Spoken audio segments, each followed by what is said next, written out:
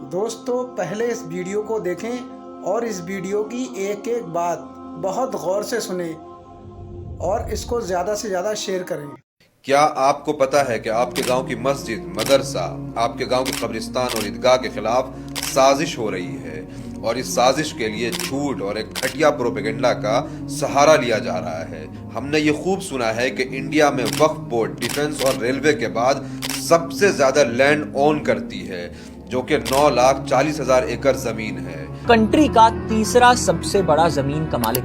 Railway और सेना के बाद सबसे ज्यादा उसने जमीनों पे कब्जा कर लिया। इंडियन डिफेंस और इंडियन रेलवेज के बाद थर्ड लार्जेस्ट प्रॉपर्टी होल्डर है वक्फ board. The country's third largest landowner after the Indian Railways and also after our armed forces. सेना और रेलवे के बाद भारत में सबसे ज्यादा अगर जमीन किसी के पास है तो वो वक्फ बोर्ड है। अब ये बताकर कि वक्फ बोर्ड के पास रेलवे और डिफेंस के बाद सबसे ज्यादा जमीन है, लोगों को डराया जाता है जैसे कोई बहुत ही खतरनाक माफिया इन सब के पीछे काम कर रही हो। मगर हमें ये किसी ने नहीं बताया कि अकेले उड़ीसा में सिर्फ 13 मंदिरों के पास 12 लाख एकड़ जमीन है।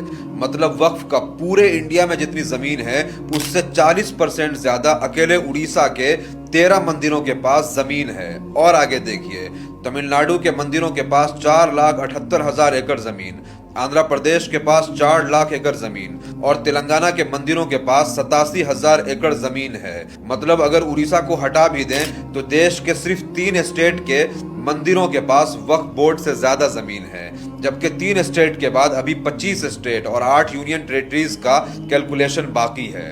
तो सोचिए कि वक्फ board third largest landowner है, ये झूठ और प्रोपेगेंडा कहां डस्टबिन में जाएगा। फिर वो लैंड जिहाद, जमीन जिहाद जैसे प्रोपेगेंडा का क्या होगा। लैंड जिहाद का दूसरा नाम है वक्फ बोर्ड। क्या वक्फ बोर्ड की आड़ में वाकई लैंड जिहाद किया जा रहा है? असल में ये लोग इस झूठ और फ्रेब के जरिए मेजॉरिटी कम्युनिटी को डराना चाहते हैं और फिर वक्फ अमेंडमेंट एक्ट के लिए नैरेटिव बना करके मुसलमानों के मस्जिद और मदरसों को, ईदगाह और कब्रिस्तान के जमीनों को सीज करना चाहते हैं। इसीलिए ऐसी इंफॉर्मेशन को फैलाइए, लोगों को अवेयर करिए।